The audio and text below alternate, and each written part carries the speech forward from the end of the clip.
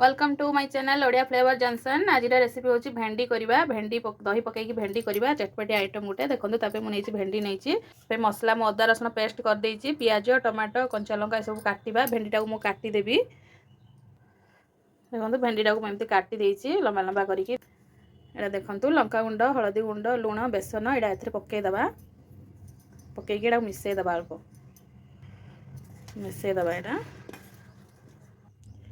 देखो ये एमती पूरा मिसई देछि माको बेसन लगेकिना आको भी हम फ्राई करवा। तेल पकईदबा। आम अल्प तेल पकईबा। भेंडी पकईदबा। अल्प अल्प करी भाजवा।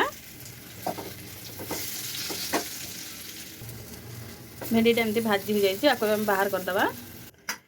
तेल पकईबा। खरा दिन बहुत बढ़िया लगे दही आइटम गुड़ाक आपण मैंने भी करूँ। भेंडीटा को एमती कले बहुत टेस्ट लगे। तेल गरम हो जाइए जीरा अल्प पकईदबा।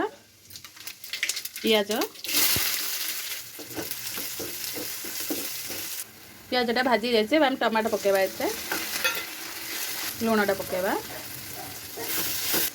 अदा रसुण पेस्ट पकईदबा। कंचा लंका पकईबा। मसलाटा भाजी हो जाइए देखो। मैडा नहीं जीरा पाउडर धनिया पाउडर चिकेन मसला हळदी गुंड लंका गुंड ये पकईदबा।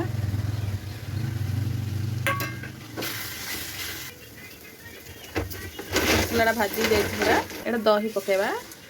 भेंडीर मेन जिनस हूँ दहीटा सागे सागे घांटा। एटा कस्तूरी मेथी अल्प गरम मसला पकईबा। पानी इथे पकईबा। भेंडी गुड़ा जो भाजी रखी ये पकईबा। बहुत टेस्टी आइटम एटा करंतु बहुत बढ़िया लगे। हो जाइए भेंडी तरकारीटा दही भेंडीर केते बढ़िया होइछि। हमर भेंडी दही तरकारीटा देखंतु केते बढ़िया होइछि। आपण मानकु भी भल लागिले लाइक सब्सक्राइब कमेंट करंतु।